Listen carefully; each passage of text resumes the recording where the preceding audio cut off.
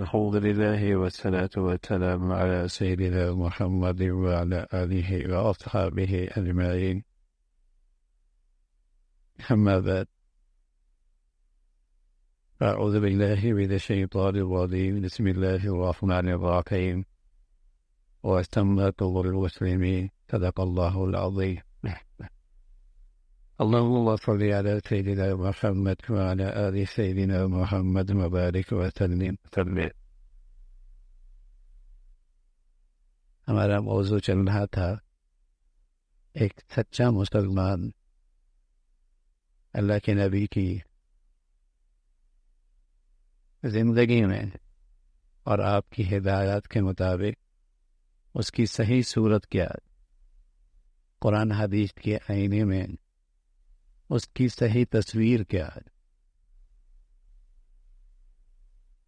تو ایک مومن کا اللہ کے ذات پہ اعتماد، یقین، ارکان اسلام، فرائض اسلام کا اہتمام. اب بات چل رہی تھی کہ ایک سچا مسلمان اپنا بھی حق ادا کرتا. انسان میں 3 بنیادی چیزیں ہیں، جسم، عقل، روح کہہ لیں یا دل کہہ لیں. تو وہ ان تینوں کے بھی حقوق ادا کرتا.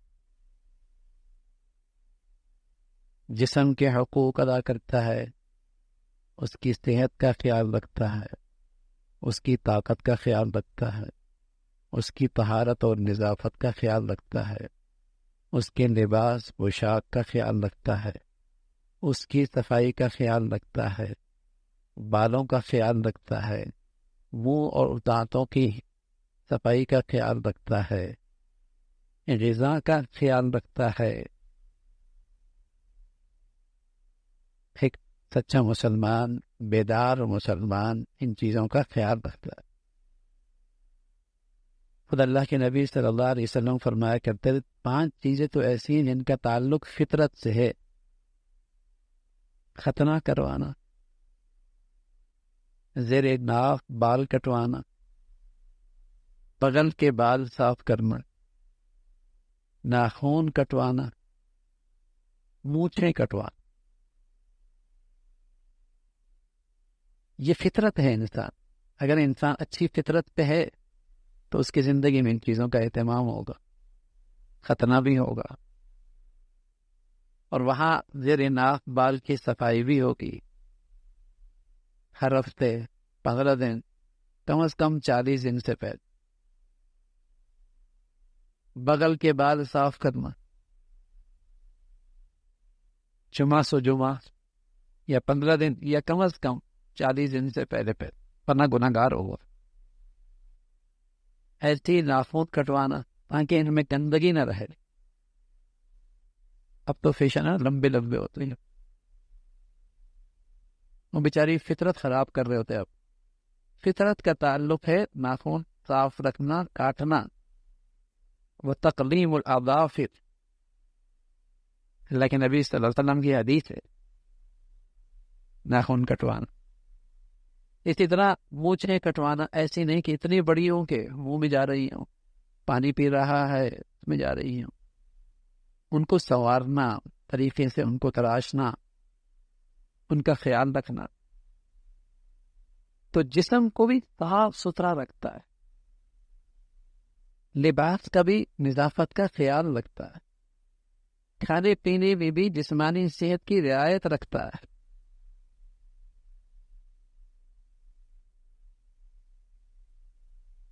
اسلام اپنے پیروکاروں میں اور اپنی روحانی اولاد میں ان سب چیزوں کی رعایت دیکھنا چاہتا ہے، ان سب چیزوں کا لحاظ دیکھنا چاہتا ہے. جیسے اپنے بچوں سے کچھ چیزیں آپ کی زندگی میں بڑی اہمیت کی ہوتی، آپ اپنے بچوں کو ان چیزوں کو بڑی رہنمائی کرتے. تو اسلام بھی اپنی روحانی اولاد میں یہ چیزیں دیکھنا چاہتا ہے کہ وہ اپنی صحت کا خیال رکھیں، اپنے جسم کا خیال رکھیں، اپنی حیت کا خیال رکھیں، پراگندہ نہ رہیں، گندے نہ رہیں. وہ انسانی برادری میں ایک مسلمان نمایاں نظر آئے. دوسری چیز عقل ہے. عقل کی روشنی اور عقل کا شرف ہے کہ اسے علم دیا جائے، اسے علم دیا جائے۔ حضور علیہ الصلوۃ والسلام فرمایا کرتے تھے طلب العلم فریضہ علی کل مسلم، ایک درجے کا علم تو ہر مسلمان پہ فرض ہے۔ میاں بیوی کی زندگی ہوتی ہے، اگر میاں بیوی کو پاکی ناپاکی کے مسائل ہی پتہ نہ ہو، اگر اس بچی کو بیچارے کو ایام حیض اور مخصوص دنوں کی ہدایات کا اور احکامات کا پتہ ہی نہ ہو، انسان کا مرد کا جسم خراب ہو گیا، اسے پاکی کا طریقہ ہی نہ آتا ہو، تو ایک درجے کا علم سیکھنا فرض ہے۔ اگر وہ صاحب مال ہے تو اسے زکوٰۃ کے مسائل سیکھنے چاہیے، اگر وہ شادی شدہ ہے تو اسے ازواجی زندگی کی بنیادی مسائل سیکھنے چاہیے، اگر وہ بالغ ہو گیا تو اسے نماز کے بنیادی مسائل تو آتے ہوں، اگر وہ حج پہ جا رہا ہے تو حج کی چیزیں تو سیکھنی فرض ہیں، روزہ رکھا ہوا ہے تو اسے یہ تو پتا ہو کہ کس چیز سے روزہ ہوتا ہے، کس خراب ہوتا ہے، کس سے بڑھیا ہوتا ہے۔ ایسی 24 گھنٹے کی زندگی ہے، تو رسول اللہ صلی اللہ علیہ وسلم نے فرمایا کہ ایک مسلمان پر اتنا علم فرض ہے جس سے اس کی 24 گھنٹے کی زندگی پاکیزہ گزر سکے، اللہ کی چاہت والی گزر سکے، یہ تو ضروری ہے۔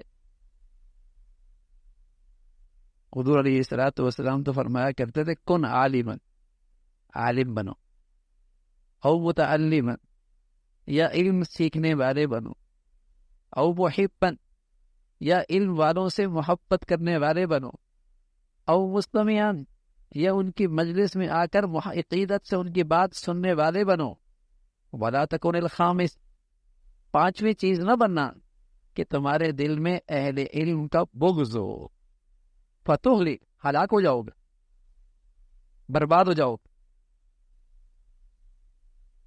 پانچویں قسم نہ بننا، ان چاروں میں سے کہیں بھی اپنے آپ کو شامل کر لو، ظاہر ہے محبت کرو گے تو ان کی مجلس میں آؤ گے، دین سیکھو گے، تو پانچوں میں سے پانچویں چیز نہ بننا کہ تمہارے دل میں ان کا بغض ہو، ان کے بارے میں برائی ہو۔ بلکہ آج دنیا میں جتنا بھی کوئی فتنہ بے دینی کا کھڑا ہوتا ہے تو وہ اپنا راستہ صاف کرنے کے لیے، بے دینی کا راستہ صاف کرنے کے لیے سب سے پہلے کام کیا کرتا ہے؟ سب سے پہلے کام یہ کرتا ہے کہ علماء کی برائی دل میں پیدا کرنا۔ آپ اس کی مجلس میں بیٹھیں گے، اس کی باتیں سنیں گے، اس کے پاس بیٹھیں گے، اس کی تحریر پڑھیں گے، اس کی تقریر سنیں گے، تو اہل علم کی برائی دل میں لے کے اٹھیں گے۔ یہ شیطان ہے، یہ شیطانیت ہے، یہ شیطانیت، چاہے وہ کسی بھی لبادے میں ہو۔ کوئی بھی بے دین آدمی اپنے بے دینی کا راستہ صاف کرنے کے لیے کہ لوگوں کے دلوں میں یہ غلط نظریات بیٹھ جائیں، پہلا کام کیا کرتا ہے؟ اہل علم کی عظمت، عقیدت، احترام دلوں سے نکالتا، ورنہ اس کی دال نہیں گلے گی، ورنہ تو وہ اہل علم سے پوچھ لے گا، قرآن حدیث کے ماہرین سے پوچھ لے گا، اس کی دال نہیں گلے گی۔ اس کی برائی پھیلے گی تب جب اس طبقے کو درمیان سے نکال دو۔ کسی آدمی کی برا ہونے کے لیے اتنا ہی کافی ہے کہ اس کی صحبت میں یا اس کی تحریر سے یا اس کی تقریر سے یا اس کی مجلس سے اٹھے تو اہل علم کی اس کے دل میں عظمت ختم ہو جائے، احترام ختم ہو جائے۔ کسی آدمی کے برے ہونے کے لیے اتنا ہی کافی ہے۔ تو حضور علیہ الصلوۃ والسلام نے فرمایا اس عقل کا بھی حق ہے، اسے صحیح علم، اسے صحیح علم دو۔ اول درجے کا علم قرآن سے ہی پڑھنا ہے، تجوید کے ساتھ پڑھنا ہے، بنیادی اسلام کے فرائض کا علم اسے سے ہو۔ ایک آدمی صاحب مال ہے، بالغ ہے، زندگی گزر گئی، اسے زکوٰۃ کا پتہ ہی کوئی نہیں۔ آج میرے پاس ایک ساتھی آیا زور میں، فرمایا اللہ نے فضل فرمایا تھوڑی بہت سمجھ میں آ گئی، ورنہ تو ہم زندگی بھر سمجھتے ہی تھے کہ ہم نے بھی زکوٰۃ دینی نہیں۔ اسے زکوٰۃ کیا ہوتی ہے؟ اب بھی ایسا ہی دیہاتوں میں کچھ نہیں پتا عشر کیا ہوتا ہے، کچھ نہیں پتا کھیتوں میں اللہ کا کیا حق، کچھ نہیں پتا زراعت میں اللہ کا کیا فریضہ ہے. چل رہی زندگی. تو اتنا علم تو سیکھنا ضروری ہے، چاہے وہ کتاب سے سیکھے، چاہے صحبت میں جا کے سیکھے، چاہے پوچھ کے سیکھے. اسی طرح اس عقل کا شرف اور ایک انسان کی عزت یہ ہے کہ وہ دنیاوی علوم میں بھی اچھی دسترس مسلمان حاصل کرے. ایسا نہیں کہ مسلمان دنیاوی علوم میں ہمیشہ دوسروں کا محتاج رہے. سچے مسلمانوں کی یہ بھی ذمہ داری ہے. کتنی بدنصیبی ہے کہ جن دنیاوی علوم کو مسلمانوں نے ایجاد کیا تھا، ایجاد کیا تھا، آج مسلمانوں کے ہاں وہ گم ہیں. اور مسلمان نہ صرف یہ کہ دین سے عاری ہے، آج دنیاوی علوم میں بھی غیروں کا محتاج. جتنی ایجادات ہو رہی ہیں وہ غیر کر رہے ہیں، مسلمان اس معاملے میں صفر ہے. یہ لاہ و لعب میں لگے. دنیا ہر چیز کو ایجاد کر رہی ہے، بنا رہی ہے، اور امتحان نبینے بھی کھیل رہے ہیں، لڑکیاں بھی دوڑ رہی ہیں، مرد بھی کھیل رہے ہیں، جوان بھی کھیل رہے ہیں، بوڑھے بھی کھیل رہے ہیں. لا حول ولا قوت الا باللہ. عجیب ہی قوم ہے. یہ سبھی کھیلنے لاہ و لعب پہ لگے. کوئی ایک چیز ملک پاکستان میں مسلمانوں کیا بنتی ہو. حالانکہ یہ علوم تو مسلمانوں کی وراثت تھی، مسلمانوں کی ذمہ داری تھی. دنیا ان کے پاس آ کر دین بھی سیکھتی تھی، روحانیت بھی سیکھتی تھی، اور دنیاوی ترقی کے اصول اور ضابطے بھی سیکھتی تھی.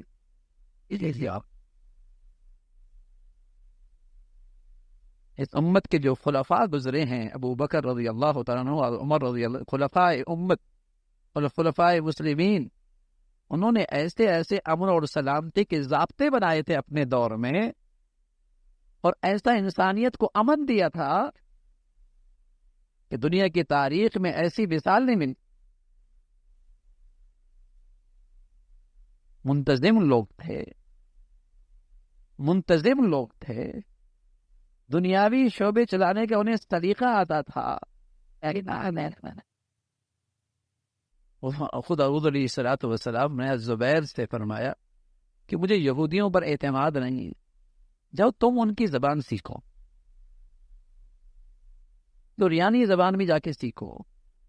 اس لیے کہ میرے پاس خطوط آتے ہیں، بس اوقات مجھے خطوط لکھوانے پڑتے ہیں، تم سیکھو نا. اور آپ ایسے زبان کے ماہر تھے کہ آپ کے 100 غلام تھے، اور ہر غلام کی زبان الگ تھی، اور آپ کو ان سب کی زبان آتی تھی.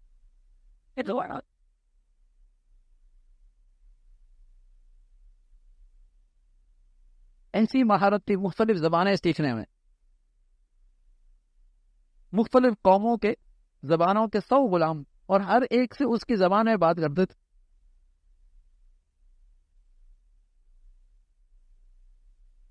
تو یہ اس عقل کا شرف ہے کہ یہ علم کا حریص ہو، یہ علم کا حریص ہو، علم کا شوق ہو. اب یقین جانے ہماری نئی نسل کو تو پڑھنے کا مزاج ہی نہیں رہا. ان کے ہاتھوں میں جو خرافات آ گئی ہیں،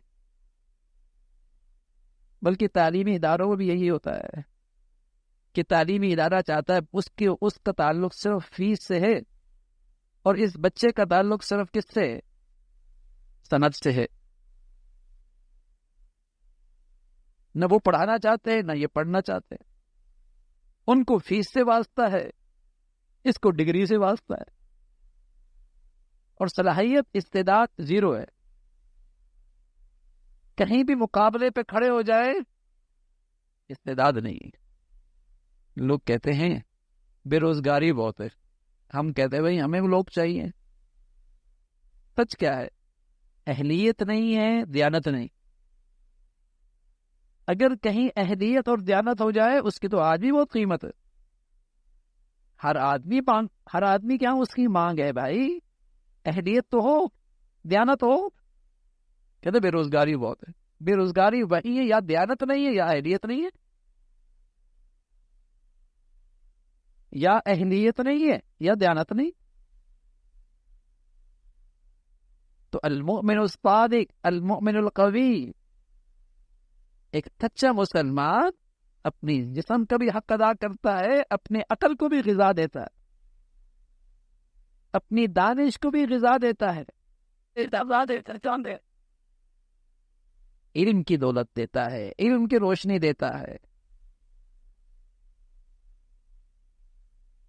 اور تیسری چیز اس کی جسم کی غذا، اس کے روح کی غذا، روح کی غذا ہے.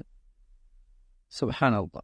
روح جتنا پاکیزہ ہوگا اور پاک ہوگا اتنی انسان کی زندگی میں انسانیت ہوگی.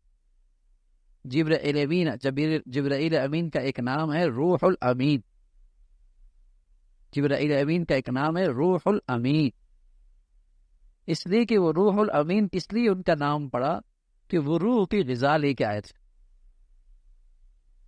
نزل بہ الروح الامین علی قلبک. روح امین آئے اور انہوں نے آپ کے دل پہ قرآن اتارا ہے. نزل بہ الروح الامین. تو جبرائیل امین کا ایک نام ہی روح الامین ہے تو روح کی غذا لے کے آئے. امین لقب ہے کہ راستے میں کہیں اس غذا میں خیانت نہیں ہوئی، پوری امانت کے ساتھ وہ چیز پہنچا دی اللہ کے نبی کے پاس. روح الامین. تو اس دن کی بھی غذا ہے کہ اللہ کی بندگی ہو، اللہ کا ذکر ہو، تلاوت قرآن ہو. موقع کی جو اللہ کے نبی نے دعائیں سکھائی ہیں، سونے کی، جاگنے کی، کپڑے پہننے کی، کھانا کھانے کی، کھانے کے بعد کی، تاکہ جب بھی تم غذا لو جسمانی تو ساتھ ساتھ روح کی غذا بھی لو، کہ اللہ کی یاد بھی ہوتی رہے.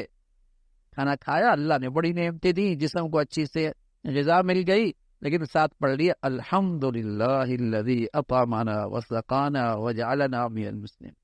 اللہ کی یاد ہو گئی، روح کو بھی تقویت. آپ نے آرام کیا، جسم کو راحت ملی. اب جب آپ اٹھے الحمدللہ، ہاں، پھر اللہ کا شکر ادا کیا جس نے مجھے بیدار کیا، نیند سے بیدار کیا، میری نیند پوری ہو گئی. قضائے حاجت کی اور آپ کی جسم کو راحت ملی. آپ نے دعا پڑھ الحمدللہ الذی اذهب عنی الاذى وعافانی. اللہ تعالی شکر ہے، اللہ کی یاد، تاکہ روح کو بھی ساتھ ساتھ غذا ملتی رہے. اور پھر خاص طور پہ اس روح کی غذا میں فرمایا کہ آدمی کا دوست اچھا ہو، ماحول اچھا ہو، صحبت اچھی ہو. ایسی صحبت میں جہاں ظلمت ہے، جہاں گناہ ہیں، یا ایسے دوست جو برے ہیں، یا ایسے ماحول جس سے اللہ کی نافرمانیاں ہوتی ہیں، اس سے روح خراب ہوتی ہے، اس سے دل کی پاکیزگی متاثر ہوتی ہے. اچھی صحبت، اچھا ماحول، اچھا دوست، اچھا رفیق، اچھا ہم مجلس، ایمان کی مجالس. اس لیے ہم اچھی صحبت کو اور دین کی مجالس کو اور مسجد کے ماحول کو اہل ایمان کے لیے پاور ہاؤس کہتے ہیں. اگر اس کا اس سے رابطہ رہے گا، اسے ایمانی پاور ملتی رہے گی، ایمانی طاقت ملتی رہے گی. اور اگر پاور ہاؤس سے تار کٹ جائے تو لائٹ تو نہیں آئے گی، روشنی تو نہیں آئے گی، روشنی نہیں رہے گی. بلکہ اگر وہ پاور ہاؤس سے تار کٹ جائے تو خطرہ ہے کوئی سویرے چرسی آئے اس کو اٹھا کے لے جائے، کوئی بھی اٹھا کے لے جائے. ایسی جو بیچارے اچھی صحبت سے محروم ہو جاتے ہیں، کوئی بھی بے دین آ کے ان کو اچک کے لے جاتا ہے.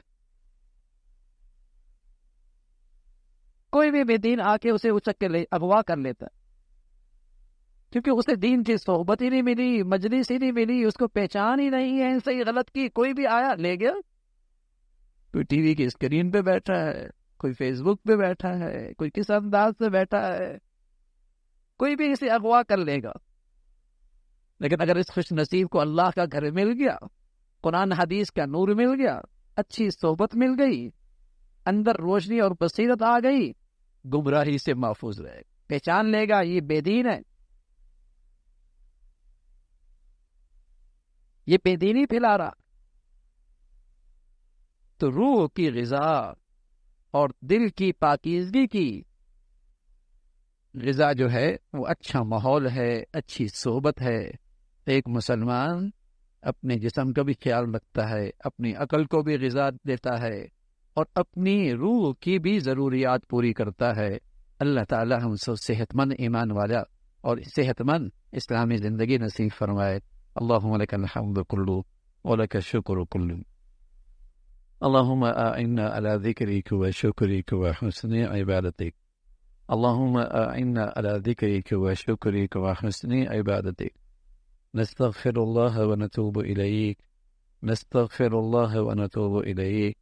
سبحان ربک رب العزة عما یصفون وسلام علی المرسلین۔